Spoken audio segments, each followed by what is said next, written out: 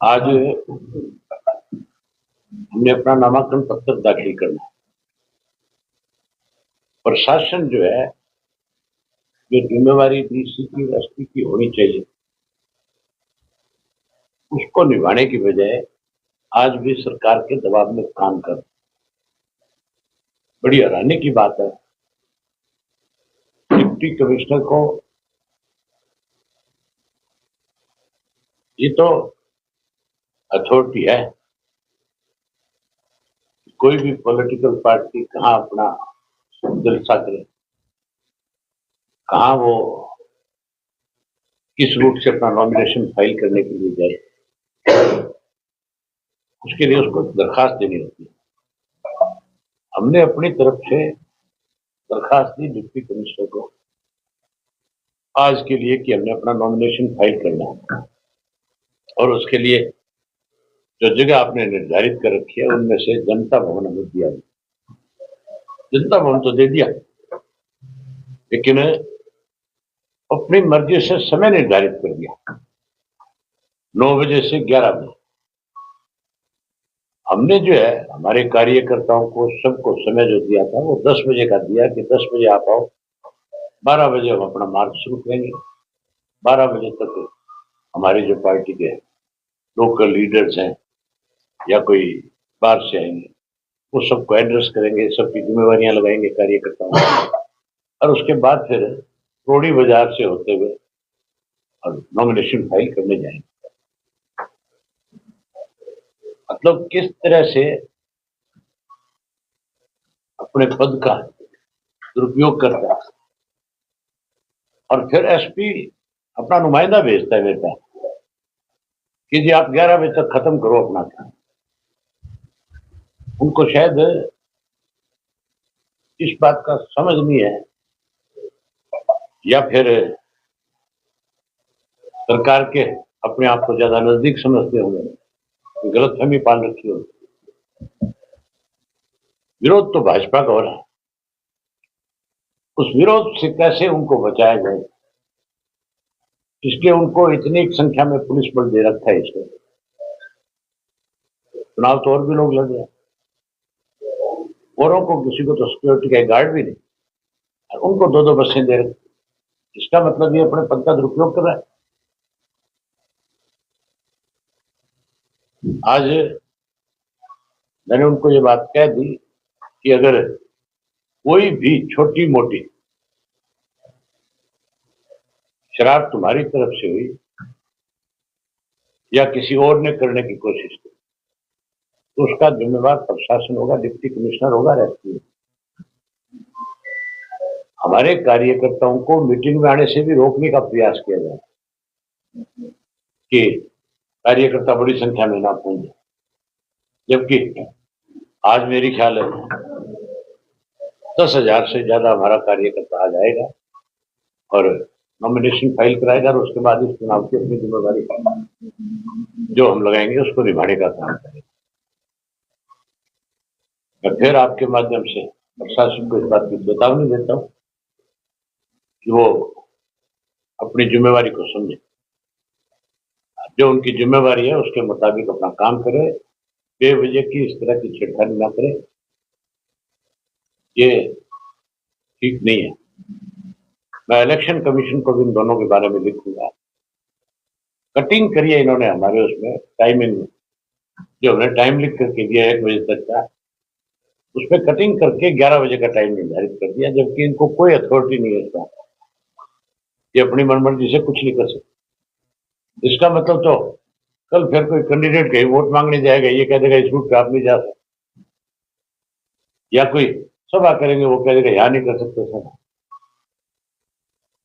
मतलब सरकारी अधिकारी का काम इलेक्शन करवाना है, उसकी जिम्मेवारी सिर्फ इलेक्शन करवाने की है, ना कि किसी का पक्ष बनने की। अब भाजपा बहुत बौखलाहट में है, जो 10 की 10 सीट जीतने का दावा कर रही है, उनकी हालत ऐसी है, मुझे नहीं लगता कि कोई एक भी सीट जीत पाएगी। सरसा में तो जमानत भी नहीं बचेगी, और यही हालत इनकी कुरुक्षेत्र में भी है। वहां भी मेरे ख्याल जमानत नहीं मिलती, बुखलाए हुए लोग हैं। इसलिए प्रशासन की मदद से इलेक्शन खराब करना चाहते हैं, लोगों पे दबाव बनाना चाहते हैं। सरपंचों को अधिकारियों के माध्यम से मुख्यमंत्री बुलाता है और उन पे प्रेशर बनाता है इस बात का कि भाई आप या तो मदद करो, नहीं करोगे तो आगे हमारी सरकार है, फिर आपको इसका खामियाजा भुगतना पड़ेगा। प्रशासन को यह सोचना चाहिए कि 4 महीने की सरकार है, 4 महीने के बाद सत्ता बदलेगी, भाजपा सत्ता से बाहर जाएगी। भाजपा के खिलाफ लोगों में बहुत बड़ा रोष है, गुस्सा है, बहुत बड़ी इनकी एंटी इनकम्बेंसी है। चेहरे बदलने से लोगों का मन नहीं बदल सकते। अब तो अक्टूबर में हर हालत में इंडियन नेशनल लोकल पार्टी सत्ता में आ जाएगी। जो अधिकारी आज को ठीक से काम नहीं करेगा फिर हम उसके खिलाफ एक्शन लेंगे।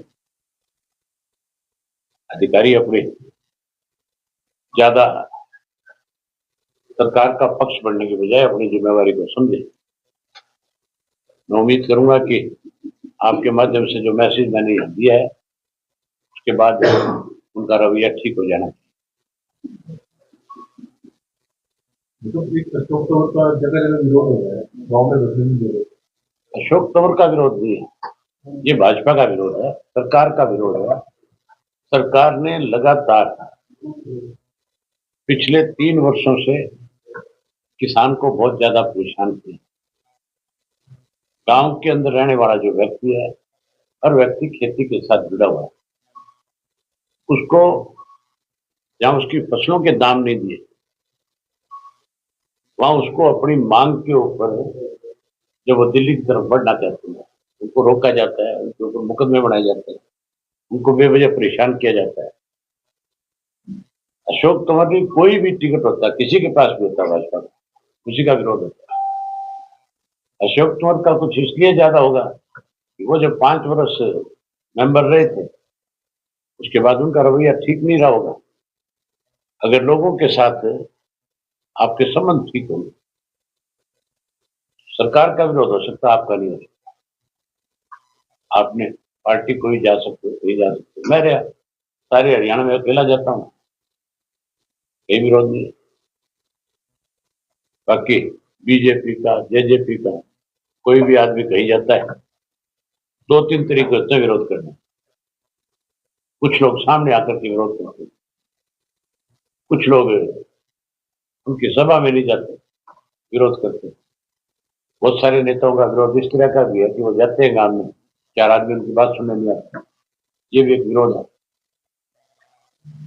भाजपा का तो पूरे प्रदेश में विरोध है। अब तो मुख्यमंत्री श्री मनोहर लाल खट्टर जी ने तो अपना बयान दिया, आपने देखा होगा। उसमें उन्होंने ये कहा है कि मैं किसी गांव में वोट मांगने नहीं जाऊंगा। उन्होंने जो सिक्योरिटी की मांग करी थी Z+ की अपने लिए, उसमें भी ये दिया कि किसान से खतरा है। 85% किसान है हरियाणा के अंदर, हमारे से खतरा है तो फिर वो हरियाणा छोड़ करके चले जाना चाहिए। पहले तो वैसे परेशान किया और अब हमें बेइज्जत करता है ये बात कहकर कि मुझे किसानों से खतरा है। और ये कहते हैं मैं गांव में नहीं जाऊंगा वोट मांगने। मतलब कितना घमंड है। लोग इस चुनाव में पूर्ण रूप से इन सब बातों का सबक देंगे। जहां गांव और शहर बांटने की कोशिश करते हैं, पहले हिंदू मुसलमान की बात करी, कभी जाट गैर जाट की बात करी, अब गांव और शहर की बात पे आ गई बीजेपी। शहरों के अंदर बसने वाले लोग जो है वो टोटल गांव से आए हुए हैं, उन सबका गांव से रिश्ता है।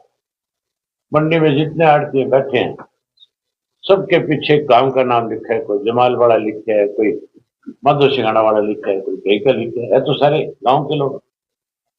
बहुत सारे गांव की नई कॉलोनियां शहरों में बसी हुई है, जो बच्चे पढ़ाने आते हैं, कोई नौकरी करने आते हैं। मतलब आप गांव के आदमी को बांट रहे हो। सुविधा दो, वोट लेना है तो लोगों को सुविधाएं देनी पड़ेगी, वो है नहीं। इसलिए गांव और शहर के नाम पे आज वोट मांगने की कोशिश में है भाजपा। विधानसभा सत्र जब होता है, जब आपको बहुत बड़े जो भ्रष्टाचार जो काम होते हैं और कारोबार करते हैं, सबसे नहीं देते हो, तो क्या अभी तक किसी का जांच करवाई नहीं, किसी निकला परिणाम? आजकल अखबारों में चर्चा का विषय है। मनोहर लाल जी कहते हैं मैं जांच कराऊंगा, दुष्यंत कह रहा है मेरी जांच कराओ, तो देरी किस बात की? जांच होनी चाहिए कि नहीं होनी चाहिए? अगर वो जांच कराने की बात करता है, मुख्यमंत्री करता है, नायब सैनिक, तो फिर वो कह रहा है मेरी जांच कराओ, तो देरी क्यों कर रहे हैं? जांच होनी चाहिए हर आदमी, और जांच जरूर दूर जाने की जरूरत नहीं। शराब घोटाला जो हुआ उसकी जो जांच हुई है, जो 2 एजेंसियों ने अलग अलग करी, वो सार्वजनिक करो, उसके जो दोषी लोग हैं उनके खिलाफ कार्रवाई करो, तब तो हम ये मान लेंगे कि आपस में मिले हुए नहीं है। दोनों 4.5 साल तक इकट्ठे रहे और 4.5 साल में दोनों ने मिलकर के प्रदेश को लूटा। 19 से ज्यादा घोटाले हुए।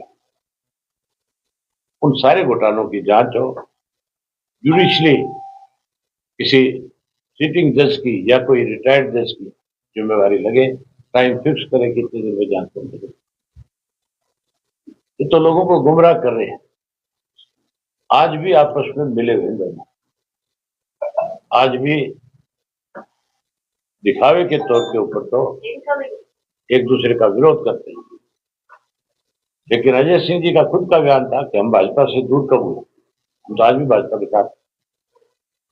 पहले तय तो करे आपस में घर में बैठ करके कि क्या बयान देना है, क्या फैसला है हमारा।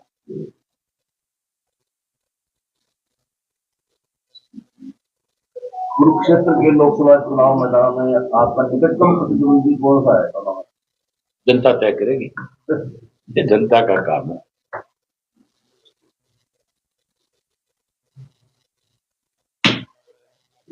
किसी का सवाल हो? कल हिसार में नामांकन किया था आप, किस तरह का समर्थन मिला? आपने सोशल मीडिया पे सारी चीजें आती हैं, आपने देखी होगी, हजारों लोग थे, महिलाएं बहुत बड़ी संख्या में आई हुई, और सबसे बड़ा नामांकन का अगर पैदल मार्च था तो हमारा था। बाकी लोग जितने भी नॉमिनेशन फाइल करेंगे वो सब गाड़ियों में चढ़ करके आते हैं। शैलजा जी ने यहाँ रोड शो किया, पूरे प्रदेश भर से जो उनके कोई समर्थक थे उन सब की गाड़ियां आई। सरसा की गाड़ियां नंबर देखो तो बहुत कम थे, बाहर से गाड़ियां ला करके टोटल का टोटल प्रदर्शन किया गया। बाहर से गाड़ियां ला करके रोड शो करके कोई हवा नहीं बना। फिर तो मैं आज कई हजार गाड़ियां बाहर से बुला सकता था। मैं पूरे प्रदेश के अपने कार्यकर्ताओं को कहता हूँ सबने आ जाना, आपका सारा शहर जाम हो जाता, पैर रखने को भी जगह नहीं होती, इतनी संख्या में गाड़ियां। लेकिन हमने केवल अपने कार्यकर्ता बुलाए, और आज हमारे कार्यकर्ताओं की संख्या आप देखोगे, उनका उत्साह और जोश जब देखोगे तो फिर आपको खुद को ये बात समझ में आएगी, एहसास होगा कि सरसा की लोकसभा की सीट भी इंडियन नेशनल लोकदल पार्टी जीती। यहाँ बहुत अफवाहें फैलाई हुई है, तरह तरह की बातें की जा रही है। हमारी पार्टी को ताकत देना, मजबूत करना, हमने लोकसभा में अपनी हर हालत में इनकी करनी है। आप देखना जब नतीजे आएंगे 4 तारीख को, सबसे ज्यादा सीटें Indian National Lokdal party Haryana में जीती। आपकी हत्याकांड में सीबीआई ने अवैध कर दी है। हमें उम्मीद है कि सीबीआई निष्पक्ष जांच करेगी, जो दोषी लोग हैं उनको अरेस्ट करेगी, उनसे पूछताछ करेगी। तो पूरी उम्मीद करता हूं कि सीबीआई को इसमें जो हत्यारे हैं, जिन्होंने हत्या कराई है, उन लोगों को उनके खिलाफ कार्रवाई करे, न्याय जरूर।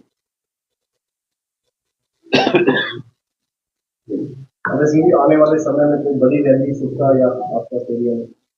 सरसा में करेंगे, गेहूं का उठान हो जाए, मंडी में करेंगे, बड़ी रैली करेंगे। ये मान के चलो 15 तारीख के आसपास कोई दिन तय करें।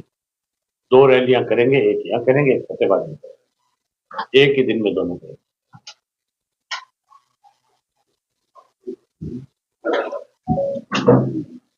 संजीवनी अस्पताल बाल एवं शिशु रोग, general surgery, plastic surgery, neuro surgery, नेत्र रोग, फिजियोथेरेपी, स्त्री एवं प्रसूति रोग, हृदय एवं शुगर रोग, हड्डी एवं जोड़ रोग, कार्डियोलॉजी, दंत रोग, इमरजेंसी चिकित्सक सुविधाओं में एक भरोसेमंद नाम है। ICU, NICU, cath lab, hair transplant, private कमरे, urology, CT scan, laparoscopy, accident, trauma, heart attack, जले का इलाज, डायलिसिस की सुविधाएं उपलब्ध हैं। सभी मरीजों को खाना फ्री दिया जाता है। आयुष्मान भारत हरियाणा सरकार और रिटायर्ड फौजी भाइयों के इलाज, इंश्योरेंस और TPA पैनल पर सभी सुविधाएं उपलब्ध। पूछताछ मोबाइल नंबर 7027566691। हमारे रहते आप बेरोजगार क्यों हैं? सरकारी नौकरी की सबसे अच्छी तैयारी, सबसे अच्छे अध्यापक, सबसे कम फीस, हरियाणा का नंबर 1 कोचिंग सेंटर ICS